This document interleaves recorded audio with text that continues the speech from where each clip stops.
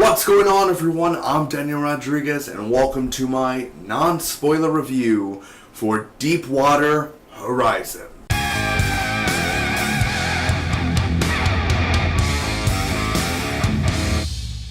Great. Now this film stars Mark Wahlberg, Kurt Russell, John Malkovich, and a few other talented actors and actresses.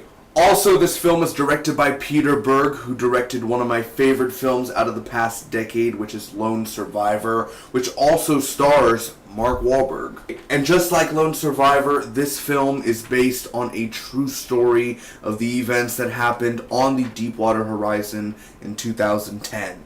Now, sadly, I didn't get to see this film in IMAX. Definitely when the action scenes are going on, the disaster scenes, the sound was just perfect in this film, where, in IMAX it would be even more immersive. Now, in this review, I'm going to be giving you guys my pros and cons and final score for Deepwater Horizon, telling you whether or not you should go check this out in theaters, wait for rental, or maybe just never see this movie at all. And starting off with the pros, just like I mentioned a few seconds ago, the sound and how immersive, even in IMAX, it still was immersive. Even though I didn't see it in IMAX, it still was very immersive. The sound is awesome in this film. The explosions, the practical and CGI effects are awesome. And I have to say, Peter Berg is a really good director when it comes to real-life events and true stories. Now, of course, back when the incident happened back in 2010, it was very alarming, very scary, very unexpected. And this film puts you on that oil rig. Deepwater Horizon is an emotional roller coaster film, and I guarantee you will walk out crying. I will warn you guys, if you do see this movie, wherever you are, make sure you have some tissues. At the end, I try to man up. I try not to cry. Everyone is crying in the theater, and tears coming down. I didn't want to make no noise. It was one of those where you want to, it's one of those where I was trying to hold it in so much. It pulls at your heartstrings so much. Now, Kurt Russell is one of the leaders on the Deepwater Horizon, and he does a damn good job. No surprise there. He's always awesome in any movie he does.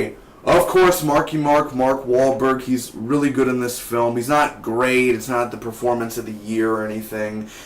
He's Mark Wahlberg basically saving people, as Mark Wahlberg always does in any film. You just see him as Mark Wahlberg, not really as this character he's portraying fully on.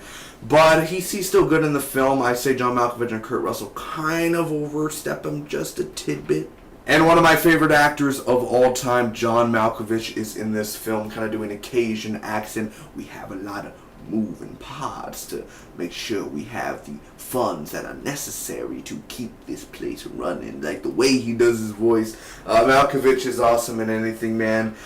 He's definitely not a good guy in this film. He's not like Darth Vader or anything, with a lightsaber and trying to attack people, but he's definitely not the guy you want to be on the side at the end with. Now, to me, this is a really good Peter Berg film, but Lone Survivor is still better. And I don't know if this was a problem in Lone Survivor. I don't remember. It's been over a year since I've seen the film. But with this Deepwater Horizon, there are a lot of close-ups. It does get annoying. And while the setup to the disaster of the Deepwater Horizon is good, it is super slow. I think maybe the disaster scenes, like when it starts to get really like, oh my god, it's about to go down, is 35 to 40 minutes into the film. Probably about 45 minutes into the film is when the action actually begins, and then it goes on for probably 25 minutes, 30 minutes. But the thing is it's such a build slow. Like it's good, but it's kind of like, well, if I'm ever gonna see this film again.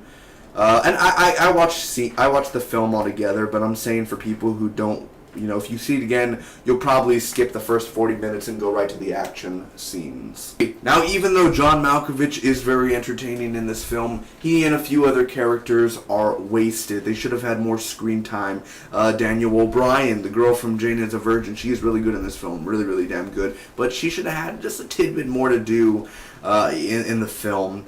And there were characters, like they kept on showing these characters, and like when stuff happened, did he die? Did he not? Who's this character? Like, you know the actor, Ethan Suplee. I think one of the guys was from Shameless, Steve from Shameless. I think that was him. They never really show you his face that much. It's just I think it was him. Like, it's like, show us, like, these are people too. Give us a little bit more detail on them. Give them a little more characters. They're just kind of there to, like, hey, Mark Wahlberg, hi, and then, like, whatever, boom, I kind of want more from these characters, If you were, the whole 40-minute setup, we could have got to know each of these characters within the 40 minutes. And last but not least, for the cons, some of the setting is confusing. Now, this may just be me, but it also could be you. The girl, I'm sorry I forgot her name, man. I totally forgot. But the girl from Jane is a Virgin, she is on a boat, and then she's on the oil rig, but then she was on the boat. Like, it's weird. Like, the boat is far away from the oil rig, but I swear she was on the oil. And do they have a boat take her to the other boat, like a lifeboat? Like, they never really explain it. I mean, they never actually show a physical scene, like, I'm going to go to the boat now, this and that. Like, she's on the boat, but then it's, like, far away from the rig. So it's like, how did you get from that? And then, like, I know, like, hours pass by in the story, but still, how did you get from there to there, and this to that, and the setting from the boat to that? I got confused because I was like, I'm going to go on the rig when the rig's on fire. But then how did you get to, like, I may be wrong, but it seems like she was on the boat when, in the scene, it's confusing. Anyway, I'm going to give Deepwater Horizon a 6.8 out of a 10. Is Deepwater Horizon worth watching in general? Yes. Is it worth watching in theaters? Well, this film came out September 30th. By the time you guys watch this, it's obviously been way over a month and everything. So if it's in your theater, if it's not an IMAX, then no, I would say wait for rental. It's definitely a movie worth watching in rental. It's a very entertaining film, very emotional. The acting's really good. Again, 40 minutes kind of slow, and some of the character problems on the side, and a little confusing every now and then. But Kurt Russell gave a good performance, man. John Malkovich, good performance. The girl from Jane a Virgin, good performance. And Mark Wahlberg, good performance. So it is a very entertaining film. Sad. Peter Berg, definitely really good film. But Lone Survivor still takes the cake for Peter Berg of best films for me personally. Thanks for watching, everyone. If you enjoyed, make sure to smack that like button. You can comment down below to me what you guys thought about Deepwater Horizon. Did you see it? What did you think about it? Share with your friends and hit that subscribe button for more awesome movie reviews every single week. Upcoming reviews: The Girl on the Train and Jack Reacher, Never Go Back. Until next time, bye-bye.